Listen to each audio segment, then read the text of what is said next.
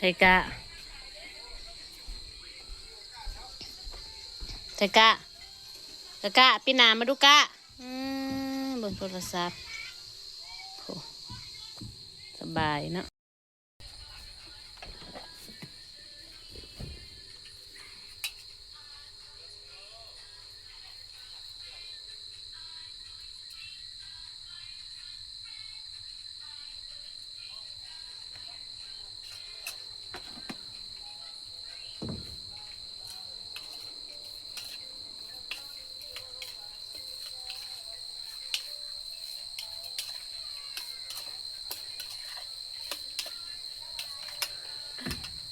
กราบสบายดีเด้อค่ะพี่น้องมาพบพอกันอีกแล้วกับสาวจิวคนเก่าคนเดิมทุกคนเมื่อวานนี้จิวบ่ได้ลงคลิปเนาะทุกคนจิวบ่ได้ถ่ายคลิปนะเมื่อวานนี้เพราะว่าเอาดิกหน่อยจนค่ำจนมืดเนาะสาวจิวบ่มีเวลาถ่ายคลิปนะจ๊ะทุกคนค่ะแล้วก็มื้อนี้ก็ได้มาถ่ายเนาะกำลังเฮ็ดกับข้าวทุกคนจ้าอย่าพาเปิดพาเบื่อกันเลยทุกคนเพราะว่าสาวจิวบ่ได้ไปเล่นไปเที่ยวทั้งนั้นเนาะทุกคนหน้าตากันเบิ่งซิวขึ้นพี่น้องเนาะนี่พรใหม่ลงไป ถึงแช่เนาะเด็ดประมาณหีบหนึ่งเลยแหละทุกคนเราจะเอามาปิ้งแรงเด้อปิ้งกินแรงเนาะ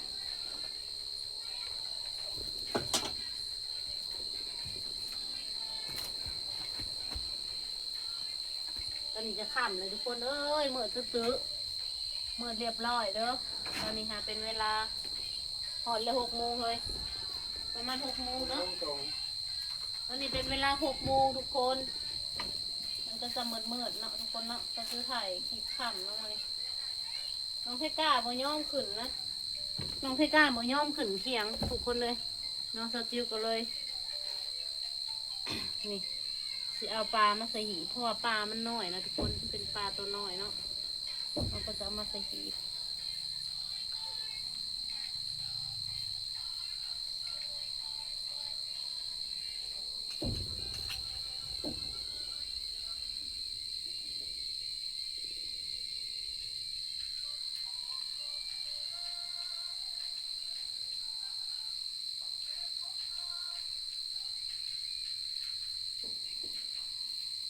เราลงไปตึกแฮอยู่น้องลมท้ายลมจะได้ซ้ำนี่แหละพี่น้องบ่มีบ่เคยอึดบ่ปานนะบ่ดินได้แบบเปาะฮะมันบ่มีใส่ดำมันสิปุ้ยน้ำมินซุงนะบ่ขอใส่ละเมียงคือบ่มีเลยตอนปลาลีเบิดแล้วน้ำเบิดอะก็โอ้ยเออเดี๋ยวพัวเด้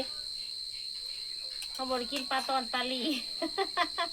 มันบกเลยบ่ไรจังหรอกคันสมุนพ้นตกได้สะคันสมุนพ้นตกแห้งได้สะเนี่ยนี่เอาปลามาเลยเส้นมันนี่เนาะปลาบูน้อยสวยขาวชาวจิ้วจะสิปีกปลาทุกคนเลย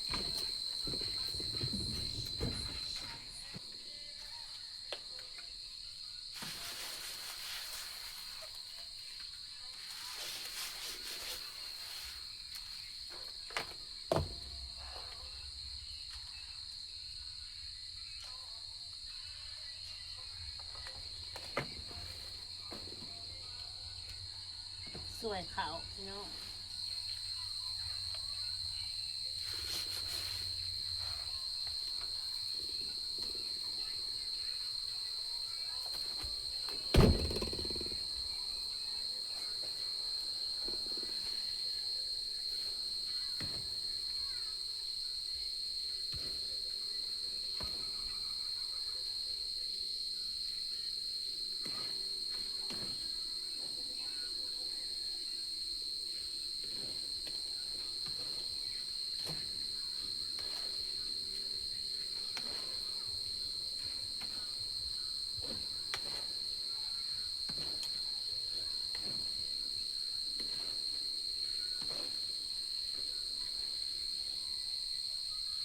พันกินข้าวใหม่เด้อทุกคนยังกินข้าวเก่าอยู่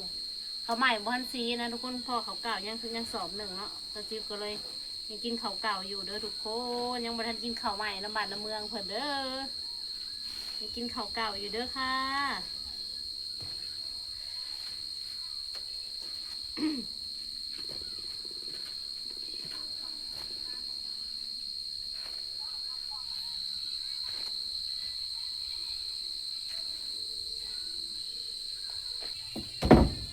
ต้มเป็ดเพราะว่าบางเว้นนี่พอดอกซุ่มพอดอกคงเห็ดอะนะตาเป็ดเนาะทุกคนแต่ว่าเขาจิ้มบ่ได้ถ่ายคลิปเนาะเพราะว่าเด็กหน่อยหายกระถึกนึงน้องนะทุกคนเด็กหน่อยกับแบบว่าสอวนกระถึกนะเจ้าจิ้วก็เลยแบบว่าบ่ได้ถ่ายคลิปนะทุกคนบางเว้นนี่นะต้มเป็ดเรือนะเจ้าจิ้วก็เลยอุ่นกินแรง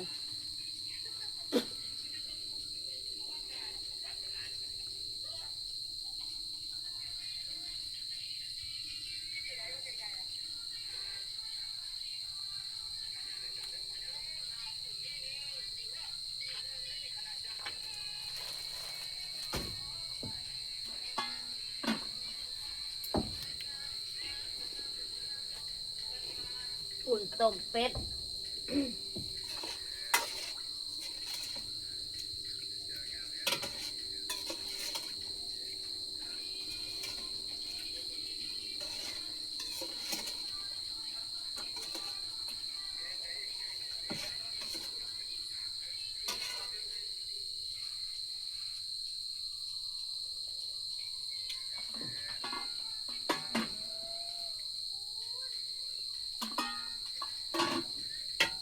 อุ่นต้มเป็ดแหละแล้วจะจิ้วสปีนปลา6 ตัวพี่น้องนี่ เดี๋ยวจะมาจิ้วสปีนปลาอึดปลาอยากปีนี่นะเฮ็ดตอนเฮ็ดหลี่บ่ได้ปลาจ้าโตพี่น้องเอ้ยพ่อใหญ่เลยตอนเอ้ยน้ำน้ำบกเบิ่แล้วบ่เอาสมมุติว่ามันหนาวแห้งๆมันก็บ่ลงบ่เฮยนะปลาน่ะบ่มีเห็นบ่ รอ เพื่อเป็นตาหนายแท้คือว่าบ่ทันกินปลาตอนปลาหลีเลย น้ำมันเบิดแล้ว เห็ดซื่อๆสันนะเนาะบ่มีฮอดป่าพี่น้องน้ำมืออึดปูอึดป่าเอาข่าวไปจำป้อนคนเลยฮะอ่ะต้มเป็ดนะจำป้อนนะ คนมันนี่คนน้อยยิ่ม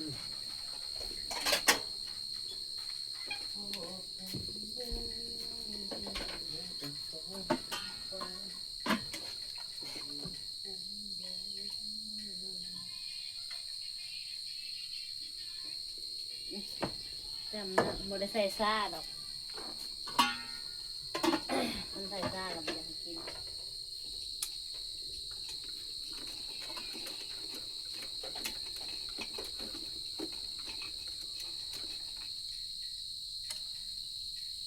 เขาวหน้าปลาแล้ววันนี้เตรียมตัดเต้าเฟืองปลูกบักทุดินพี่น้องเอ้ยซุมมียายแก้วปลูกแล้วทั้งนะ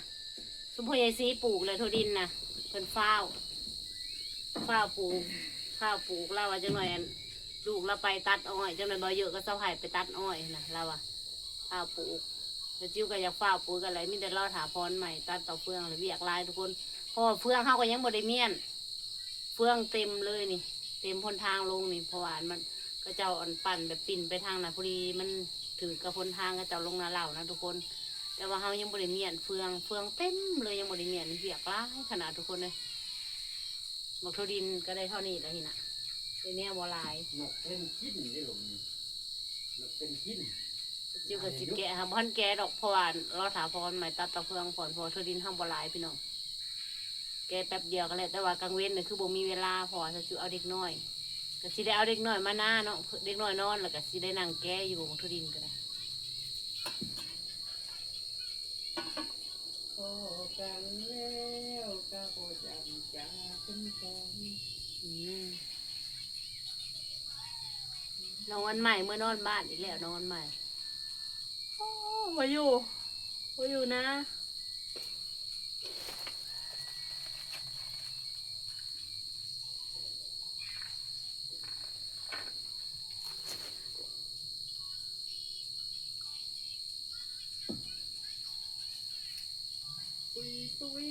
ปุยแล้วงั้นเนี่ยไปพกอันนั้นก่อนเป็ด พาคนทำไว้ดีเพื่อ มีอะไรครับเดี๋ยวจะผ่าไปนู่นว่าไปพก บนโต๊ะพี่เลยจะยันพ้นตกห้ามนะ มันมองน้ำหมอกลงนะ ขี่เขากระล่างเคียงหมดแล้ว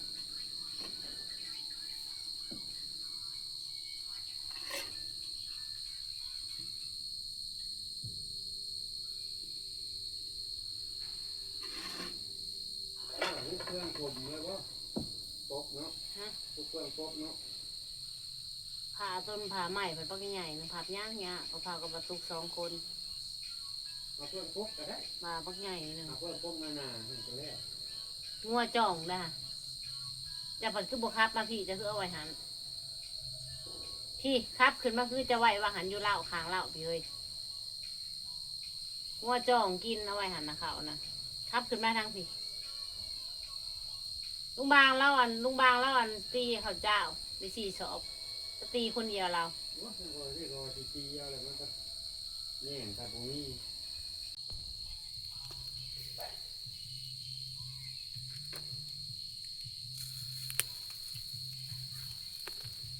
พอเราหลบกันได้แต่เมื่อเราหลบกันนี่น้อย ซาเล้งเราขี่ซาเล้งเมื่อเราเอาห้ามเมื่อเด้พ่อใหญ่พ่ท่านมาไกลเลยพ่อใหญ่นะนี่พี่น้องปีกปลาสดปลาอึดปีนี่เด้อได้กินซ้ำนี่ถือว่าบุญแล้วพี่ทุกคนเลยปลาอึดปลาหยาบ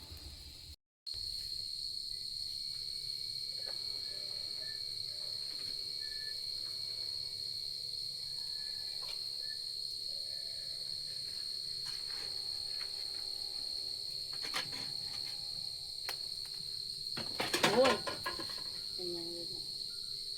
นี่สิความไม่สิบริกินมาเรามาแต่การมืออื่นแล้วก็ตีเอาพรบริลายนะมืออื่นเขาก็เอาไปตีอยู่เนาะต้องข่าวบริลายเพราะว่าตอนเนี้ยมันอยู่ในรถไถนะสติจัดฝนห้ำเนาะแล้วก็ให้เราเอาเขามาคับเขามาในนี่ครับแล้วก็ค้นลงเขาน้อยเดียว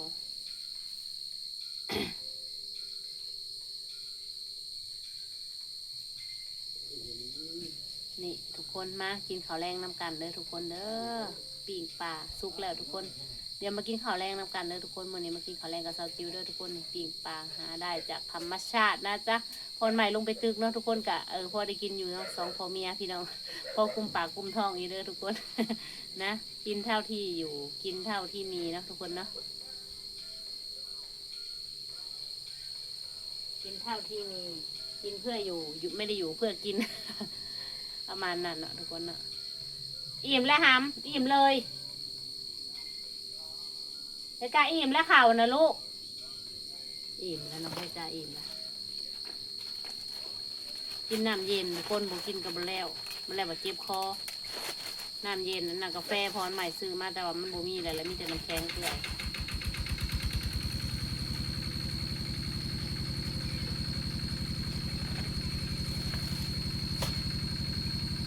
โอเคทุกคนเดี๋ยวเราไปกินข้าวนำกันเลยทุกคนเด้อหลับคายเลย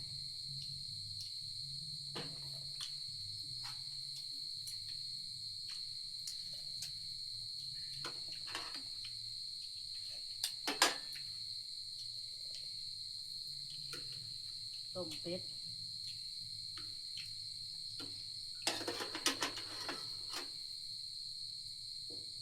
บรรยากาศเงียบเงียบ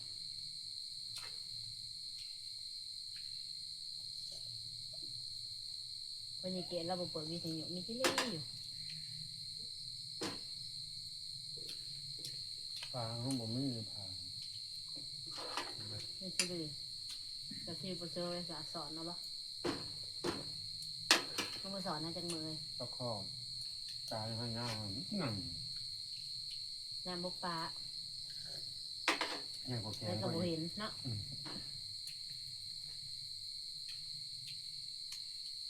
อย่างกว่าแกงก็อีก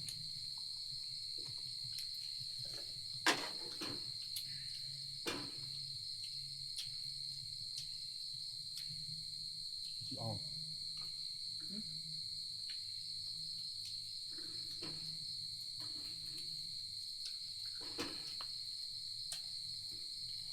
ตักมันเป็นดูดแล้ว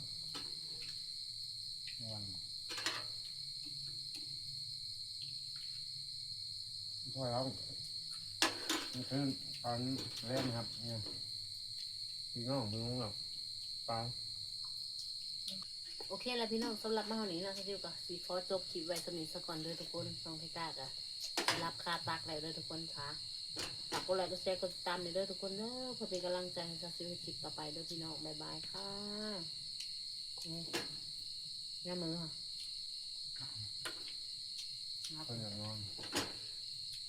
หลับเลย